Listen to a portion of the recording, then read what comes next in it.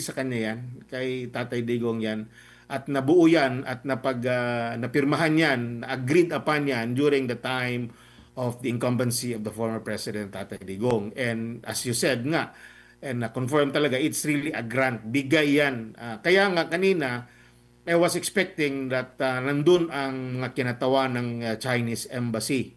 No, but unfortunately wala talaga ako nakita. Wala really, no, this is really a welcome development, no, sa Tiga Davao. Opo. Kaso lang yun na nga, uh, kay Tatay Digong ito. Opo, sir, kung babasahin po natin ang mga komento sa isang balita ngayon kung saan nandyan po pala ngayong araw ang Presidente Bongbong Marcos, mainit po ang ulo ng mga taga Davao. Bakit po, konsehal? Ano pong nangyari? Alam mo kasi, yung napanood natin yung interview niya, yung kanina may interview na lumabas sa kanya kanina na sinasabi niya na parang kanila daw yung project na yon. No, yung nga doon na medyo sumama ang loob ng mga taga Davao because alam naman talaga ng mga taga Davao na ang pasimuno talaga ng project na yan ay si no less than the former President Rodrigo Roa Duterte. Alam nyo, matagal na yan na dream ng ating dating Pangulo, Tatay Digong, na magkaroon ng Coastal Road. During pa yan sa namiging mayor pa yan siya. Nung Coastal Road ay gagawin niya para guminhawa naman ang trapiko sa Davao City. So, yung Coastal Road na yan, dire-diretso hanggang sa may Arcastillo.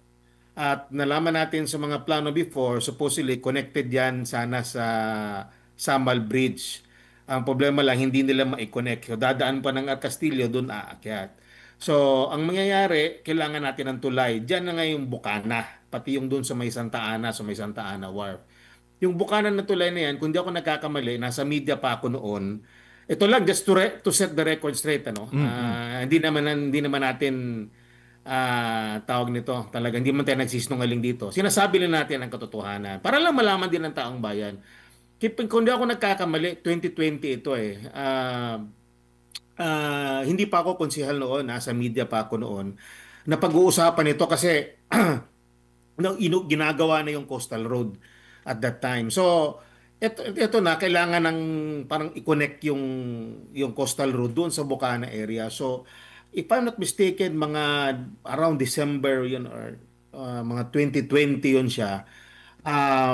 Yung Chinese Embassy, hindi ako Chinese Embassy together with the DPWH, parang nagkaroon ng agreement, no? Parang binigyan ng grant, kung nagkakamali. Grant ito eh, hindi naman ito pautang. Parang pagkaalam ko ha, correct me if I'm wrong, parang binigyan ng Chinese government, binigay yan ng Chinese government sa Davao City sa panahon ni Tatay Digong para gawin yung tulay na yan. No, kaya nga tuwang-tuwa tayo dahil sa wakas magkakaroon na tayo ng tulay diyan sa may Bukana at malaking alibyo yan, no, sa takbo ng trapiko sa Davao City. Ang medyo kinasasama lang ng loob natin is hindi man lang na-mention, no? Ang sinasabi kasi niyang legasiya, part of the legacy is it should be part of the legacy of the former president, not of his legacy. With due respect to the president, hindi naman talaga kanya yan. No, hindi naman talaga nagkaroon lang, ginawa lang yan panahon ng kanyang administration maybe, but it doesn't mean that he was the one who started it. He was not the one who started the ball rolling, kung baga, so to speak. So hindi talaga siya kanya.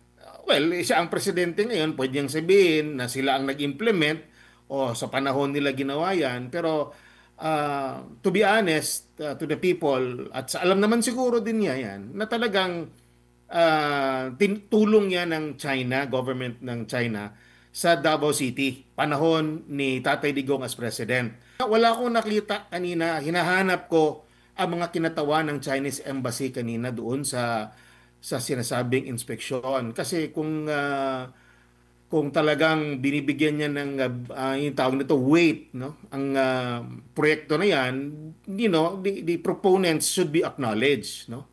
Kasali dyan ang government ng China eh. Sila nagbigay niyan eh. Sila ang tumulong sa atin yan. So nagtataka kami kanina, bakit wala rin kinatawan ang Chinese Embassy doon? Parang bigay respeto lang sana, no? Doon sa tumulong Actually, sa pagkakaalam ko talagang bigay yan ng Chinese government, pera ng China yan. Sa pagkakaalam ko ha, correct me if I'm wrong, no? So, yun ang sentimento ng mga kababayan. Hindi lang ako, marami. Kung basahin niyo yung mga comment, ang iba masama tayo ng loob, iba mga medyo masasakit pang sinasabi nila tungkol dun sa interview, no, with the president. We just like to inform the public that it was the former president Rodrigo Duterte who started that, and nabuo yan noon, nabuo yan. I think kung di ako kakamali, ang around $60 million, no, yung ano na yan, yung project na yan, yung worth ng project na yan. 2 billion, sir, pesos ang In pesos. In budget. pesos. At ginawa at no cost to the Philippine government, grant or Exactly. gift o regalo, no, ng Tama ng ka China. dyan. Tama yun. Regalo yun. Regalo. Opo, and not from a loan. So, walang repayment, wala ring interest, at hindi rin siya nakakadagdag sa national debt. Konsehal. Exactly. Apo. Kaya nga doon sumamahalo natin kasi bigay yun sa atin, bigay sa mga tiga Davao. Okay naman ang presidente mag-inspection siya, pero naman kahit papaano, with due respect to the former president na pinakulong nila, dapat sana sabihin, actually, this is a legacy of the former president. Pero masakit siguro, hindi niya masabi siguro yun. Siyempre, politically, baka hindi niya talaga sa Bisaya pa, hindi niya malitok, hindi niya masabi yung mga words na yun. Pero alam niya yan, I think the president knows that, hindi sa kanya yan, kay Tatay Digong yan, at nabuo yan, at napirmahan yan, agreed upon yan during the time of the incumbency of the former president Tatay Digong. And as you said nga, and confirm talaga, it's really a grant. Bigay yan. Kaya nga kanina, I was expecting that nandun ang mga kinatawa ng Chinese embassy. No, but unfortunately wala talaga ako nakita. Wala ako nakita ang mga members ng consular office doon.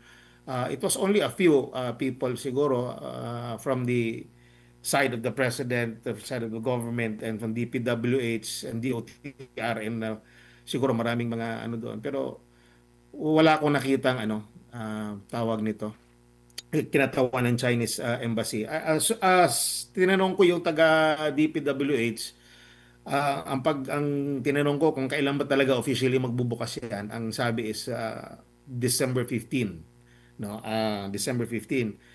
Tapos ito ata ang magbibigay alibyo ng trapiko diyan, yung dumadaan sa may Bolton Bridge at Governor Generoso Bridge sa Bangkiruan, at yung dadaan doon sa may Rojas Avenue, habang hindi pa ata makumpleto yung doon sa may Santa Ana where.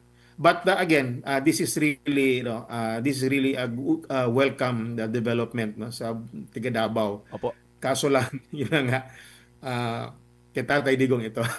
Opo. Konsehal, bago lang si partner Admar. Sir, kung babasahin mo po kasi yung mga komento, no, sa social media, titingnan mo rin yung analytics. To sum it all, ang comment ng tao, kung magbubulit summary tayo, rubbing salt into the wound yung nangyari, na parang may sugat na nga kasi nga ang Davao City, ang buong Davao region, mahal na mahal ang dating presidente, tapos nagpunta pa dyan ng presidente ngayon, tapos ito ang ginawa niya. Panstula daw pinapahiran ng asin yung sugat sa puso ng mga Davaoenyo. Anong masasabi mo doon, sir, sa komento? Totoo yan. Sa balita pa nga kanina, sa nanonood ako ng TV, kaya nga, sabi ko minsan ayoko na manood ng, except sa inyo ha, may ibang balita kasi parang, ewan ko, parang minsan, hindi ko na gusto na napapanood. Anyway, kanina, wala akong choice. Gusto kong tignan ko talaga, lumabas nga sa mainstream media yung balita kanina. Lumabas nga siya, nakita ko nga doon na ang pagka-headline pa ata parang pinuntahan ng Pangulo ang baluarte ng mga Duterte. Para bang sinasabi nila na para bang napasok, no? Napasok nila. Wala naman talagang problema. Pumunta siya dito, no? Hindi lang siguro gusto ng mga tao na makita siya, o hindi siya welcome ng mga tao dito. Kasi nung paglipad ng chopper niya kanina, may video ang sinasigaw, Duterte. Pero the point is, magbigay naman ng konting respeto. Alam mo yun naman, taga Davao tayo, tapos ang presidente natin doon, si Tatay Digong, and siya rin ang nag-umpisa niyan. Yun lang naman ang hinihingi natin, konting respeto, lalo na sa Chinese government, no? Dahil pera nila yon binigay sa atin, sa mga tiga Davao, para matulungan tayo maalibyuhan ang trapiko natin. And yet, parang lumalabas, pag tinitignan mong interview, talagang parang sila talaga ang nagpasimuno niyang project na yan. Legacy projects pa, kumbaga. Inspection siya, walang ano yan. Hindi yan ghost. Kitang-kita yan at hindi yan substandard. Talagang napakaganda pagkagawa niyan. No? Napakaganda yung tulay na yan kasi mismo ang nag-supervise niyan is nandun, I think, nandun yung mga engineers ng Chinese government when it was constructed. Opo.